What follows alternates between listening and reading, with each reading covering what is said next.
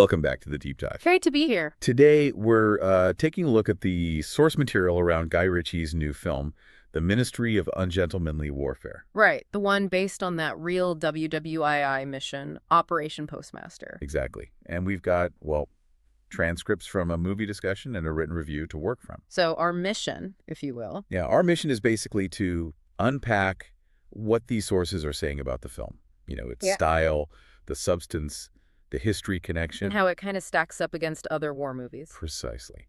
Consider this your shortcut to getting the lowdown on this movie and maybe its place in the genre. Okay, let's get into it. So the film itself, Guy Ritchie directing, as you said, it's based on that nonfiction book by Damian Lewis about Operation Postmaster. And the basic plot. Pretty compelling setup, actually. A sort of secret group of British recruits and one Swede. They sail to West Africa. Their goal. To sink German U-boats, which were obviously a huge problem in the Atlantic. And the cast is quite something.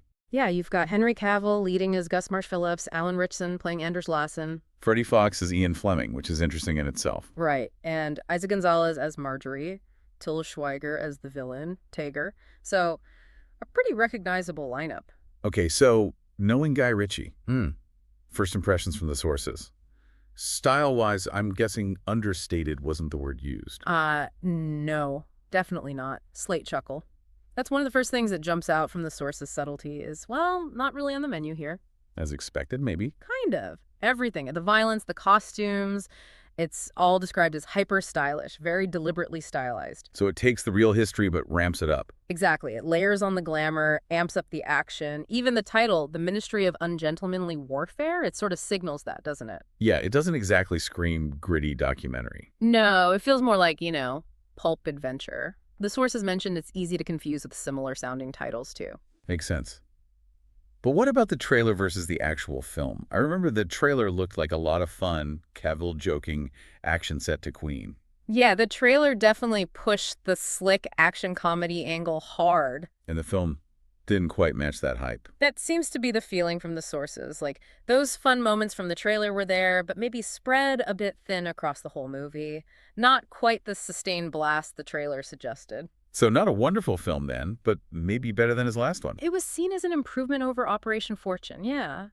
But maybe didn't quite hit the high notes people hoped for based on the marketing. Okay, but the action, did that part deliver, at least on the stylized front? Oh, yeah. The action set pieces got praised, Yeah. described as impressive, very modern feeling. And that tongue-in-cheek vibe was there. Definitely. Cavill apparently smiles through firefights like he's enjoying it all a bit too much. Right. And Alan Ritchson's action scenes were specifically highlighted. Swinging an axe, using a bow and arrow against Nazis, that kind of thing. It sounds visually striking, at least. It seems the action delivered on that spectacle level, for sure. And the performances? Any standouts or maybe disappointments? Alan Ritchson got quite a bit of positive feedback. Impressive, capable in the action, looked like he was having fun. But, I sense a but. Well, just a note on his Danish accent. Apparently it was a bit wobbly, sometimes sounded more Dutch, or weirdly even leaning towards Native American, according to one source. Oh, okay. That's specific. What about Cavill? This was the surprising bit for the sources. His character, Gus Marsh-Phillips, is supposedly one of the inspirations for James Bond. Right, you'd expect a certain swagger, charisma. Exactly, but the feedback was that his performance was surprisingly lacking in charisma. Just felt a bit flat, apparently. Wow, Cavill lacking charisma. Especially in a role like that. That is surprising. Did they say why? Not in huge detail, just that it didn't quite connect as you'd expect, given the Bond connection. Huh. Okay. And the villain, Till Schweiger. Yeah, Tager. His performance was noted as more contained, sort of a smoldering menace. Dressed in linen suits, not a uniform. Right, which added a bit of mystery at first. But the overall feeling from the sources was that the threat level, both from his character and just generally in the film, didn't feel very real. Not tangible enough. Pretty much. There was mention of a specific scene, like a close-up with Marjorie and a lighter, that felt kind of odd and disconnected, didn't really build the expected tension. Speaking of disconnected. Yeah. What about the script? The dialogue? The word used across the board was ropey. Ropey. Okay. Clunky, unnatural. Yeah, just dialogue that doesn't quite work, doesn't land. And with 4 writers credited. Ah, the too many cooks theory. One source definitely wondered about that. And there were structural things, too, like setting up a scene with characters, betting on a conversation. And then the conversation is a letdown. Exactly. Just fizzles out. Things like that apparently pull you out of the story. That seems to connect to what the sources said about the overall tone and pacing, too. Yeah, definitely. The film was described as feeling quite detached from reality, almost like a boy's own story, you know? Like out of those old Commando comics. Precisely that vibe. And it had moments of that very British, jolly hockey sticks The feel. stiff upper lip adventure time, Yeah. like the electric clamp scene mentioned. Yeah, that kind of thing. But the overall tone just didn't quite gel, apparently. You've got these distinct storylines, the boat crew, the spies on the ground, the folks back in London. And they didn't mesh. Tonally, no. They felt quite separate, Yeah. which likely contributed to the pacing feeling slow. That comment about the 2-hour runtime feeling like 2 hours really says something. Yeah, that's never a good sign. And a really major criticism seemed to be about the lack of actual threat. This was a big one, yeah. Because it's based on history, you basically know they succeed, right? Like watching Titanic, you know the ship sinks. But ideally, you still feel suspense. Right. But here, the sources felt that predictability flattened the tension. It also felt like a very familiar setup, the band of ne'er-do-wells on a mission. Like the Dirty Dozen or something. Exactly that kind of trope. And there was a specific example given where the film builds up the danger of taking a riskier route. Only to skip over it. Yeah, it just cuts to 12 days later, apparently, with none of that promised peril shown. That does undercut the stakes. Massively.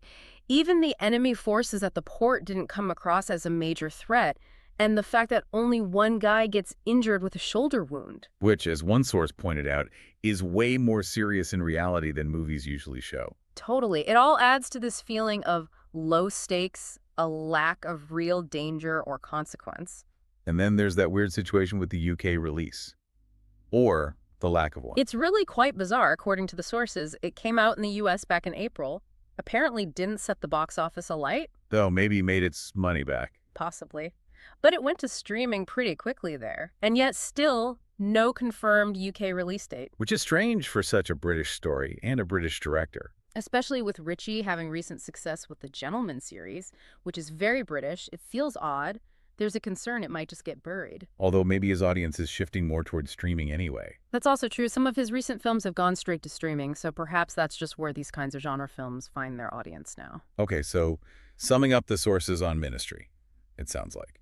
Signature Ritchie style, some decent action. But maybe lacking in charisma where it counts, script issues, a muddled tone, and crucially, a failure to build real tension. Especially compared to its own trailer. Or maybe other films tackling known history. That seems to be the gist. Style over substance, perhaps. Or at least the style didn't quite make up for perceived weaknesses in the storytelling. Yeah, that challenge of making known history tense seems key. Yeah. Let's broaden out then. How did other war films mentioned in the sources handle things differently? It's fascinating, the variety. Take a real classic like Powell and Pressburger's The Life and Death of Colonel Blimp from 1943. Very different era, different approach. Yeah, totally. It's not about a specific mission. It spans decades. Boer War, World War I, World War II, focusing on this lifelong friendship between a British officer, Clive Candy, based on a cartoon character. yeah, him, and a German officer played by Anton Walbrook. It's about their connection across enemy lines. A sympathetic German character during WWII. That must have caused waves. Oh, absolutely. The sources stressed how beautiful the film is, how it digs into the human side, the nuances, showing it's not just simple good guys versus bad guys. But controversial. Hugely. Apparently the government wasn't keen, and it didn't even get a U.S. release until after the war. It's visually stunning too, those lush Technicolor visuals. And Deborah Kerr plays 3 different women across the eras. It's long, though. Yeah, 160 minutes originally. That's epic. It got cut down heavily at one point, but thankfully it's been restored. A real masterpiece, but a very different beast. Okay, jumping forward again. Operation Mincemeat. Another real WWII deception plot. We mentioned Ian Fleming pops up in both this and Ministry. He does, yeah. Operation Mincemeat from 2021 tackles that bizarre true story of using a corpse with fake documents to fool the Nazis. And the sources saw this as a more serious take. Definitely. Well acted, great cast. Colin Firth, Mackie McFadden, Kelly MacDonald. Simon Russell Beale, Jason Isaacs. Really strong lineup. Absolutely. And here's the interesting contrast with Ministry. The sources felt Mincemeat did manage to build genuine tension. Even though we know the plan worked historically, how? They highlighted specific scenes, like a briefcase swap on a train, as just classic, effective spy thriller moments that really land.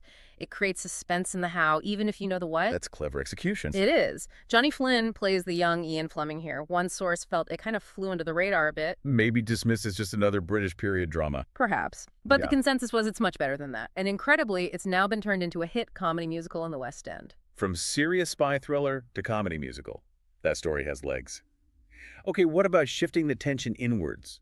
Like claustrophobia. Ah, well, that perfectly tees up Run, Silent, Run Deep, 1958. Clark Gable, Burt Lancaster. Submarine movie. Classic black and white. And yes, almost the entire film is set inside the submarine. Yeah. Talk about claustrophobia. Just the setting creates tension. What's the conflict? It's really psychological. Yeah. Gable is the commander, kind of haunted, seeking revenge after losing his previous sub. Moby Dick vibes.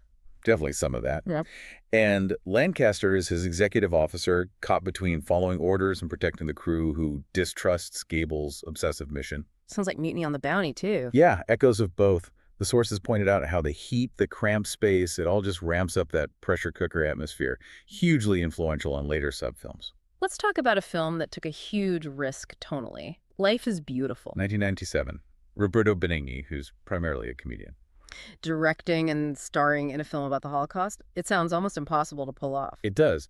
But the sources describe it as unusual and incredibly powerful. He plays a Jewish waiter who ends up in a concentration camp with his young son, and he pretends it's all a game for the boy. Exactly. To shield him, protect his innocence, help them survive. It's this blend of comedy and utter tragedy. That's walking a tightrope. A very fine one. But the sources felt it worked remarkably well. Benigni's performance was called phenomenal, balancing the physical comedy against this horrific backdrop. There must be moments of unbearable tension, too. Oh, absolutely. Like scenes where he's trying to hide his son while serving the camp officers. It's highlighted as just a unique, deeply human story about survival against all odds. Shifting again, Christopher Nolan's Dunkirk. A huge event. How did he approach it? Nolan's 2017 film is known for its structure. That was a key point from the sources. It tells the story using 3 interwoven timelines. Right. A week on the beach, a day on the sea, an hour in the air. Yeah. And the sources praised how seamlessly he weaves them together to build this incredible sense of urgency and tension. It's less about dialogue, more about experience. Very much so. It focuses on the soldier's perspective, the chaos, the desperation to escape the beach. Those visuals, the long lines of vulnerable soldiers are incredibly powerful. And the Zimmer score is iconic, too. Hugely effective, yeah, with those elements of Elgar's Nimrod woven in. It's not a combat film in the traditional sense, more about sheer survival. And for a really stark, unglamorous view of war, World War I this time. That would be the 2022 German version of All Quiet on the Western Front, directed by Edward Berger.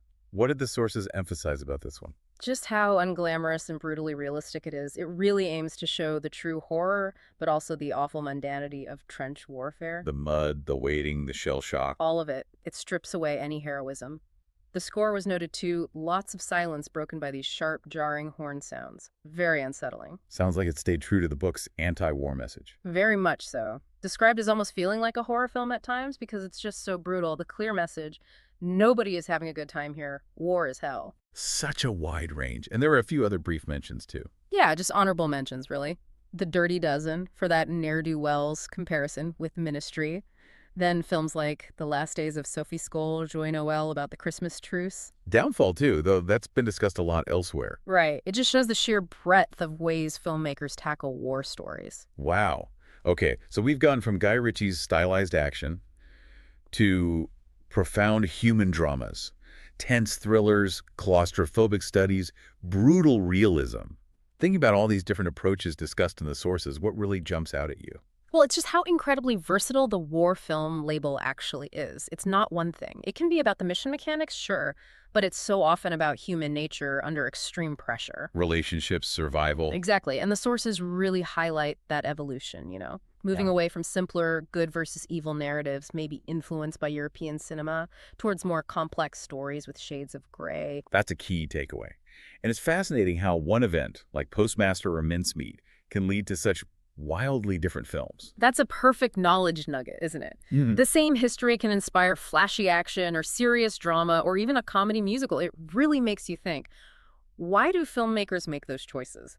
glamour versus realism, entertainment versus stark truth.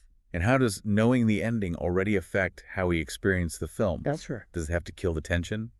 Mincemeat suggests maybe not. Right, it depends on the execution, the focus. So pulling it all together, what's the bigger picture here about how we tell stories about war? I think the sources show us that it's constantly shifting. It reflects our culture, our technology, what we prioritize in remembering. Sometimes it's the big picture, the strategy. Other times it's intensely personal, the individual experience. There's no single right way. Not at all, just different choices, and those choices shape how we engage with and understand history. Okay, so we've really dug into the sources on the Ministry of Ungentlemanly Warfare, the style, the performances, the critiques. And we've contrasted it with this fantastic range of other war films, classics, modern takes, different perspectives entirely. Highlighting just how diverse the genre is, from intense thrillers to gritty realism. Yeah, covering a lot of ground. So before we sign off, here's something for you to think about. Given all these different ways to tell a war story, what does a film's chosen style, whether it's that hyper-stylized action or stark realism, tell us about the film's underlying message, maybe even separate from the actual history it's depicting? Something to chew on. Until next time, keep exploring those sources.